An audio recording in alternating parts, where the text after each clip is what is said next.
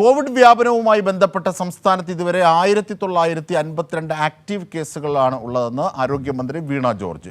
80 കേസുകളാണ് ആശുപത്രിയിൽ ചികിത്സയിലുള്ളത്. ഇവർ കോവിഡ് മൂലം അഡ്മിറ്റ് ആയവരല്ല. മറ്റ് രോഗങ്ങൾക്ക് ചികിത്സ തേടിയപ്പോൾ കോവിഡ് സ്ഥിരീകരിച്ചതാണ്. മറ്റു രോഗങ്ങൾ ഉള്ളവർ മുൻകരുതൽ സ്വീകരിക്കണമെന്നും മാസ്ക് ധരിക്കണമെന്നും മന്ത്രി പറഞ്ഞു. അനാവശ്യമായി ആശുപത്രി സന്ദർശനങ്ങൾ ഒഴിവാക്കണമെന്നും മന്ത്രി ആവശ്യപ്പെട്ടു. ഇന്നലെ വൈകുന്നേരം വരെ നമ്മുടെ സംസ്ഥാനത്തെ ആക്റ്റീവായിട്ടുള്ള കോവിഡ് കേസുകളുടെ എണ്ണം 1952 ആണ്. എന്തുകൊണ്ട് കേരളത്തിൽ കൂടുതൽ കേസുകൾ എന്നുള്ളതാണല്ലോ ചോദ്യം. അതിന് വളരെ കൃത്യമായിട്ടുള്ള ഉത്തരമുണ്ട്.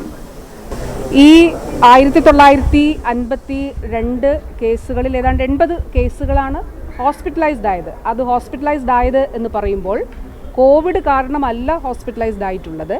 മറ്റു രോഗങ്ങളാൽ ഹോസ്പിറ്റലൈസ്ഡ് ആയവർക്ക് കോവിഡ് കണ്ടെത്തിയ കേസുകളാണ് ഈ 80ഓളം കേസുകൾ എന്നുള്ളത് പറയുന്നത്.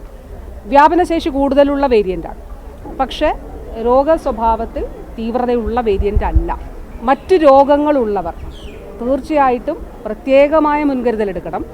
ആ മുൻകരുതൽ മാസ്ക് ധരിക്കുക എന്നുള്ളതാണ്. അതാണ് നമുക്ക് ഓരോരുത്തർക്കും ചെയ്യാൻ കഴിയുന്നത്. മറ്റു രോഗങ്ങളുള്ളവർ മാസ്ക് ധരിക്കണം. ആശുപത്രികളിൽ അനാവശ്യമായിട്ടുള്ള സന്ദർശനങ്ങൾ ഒഴിവാക്കണം.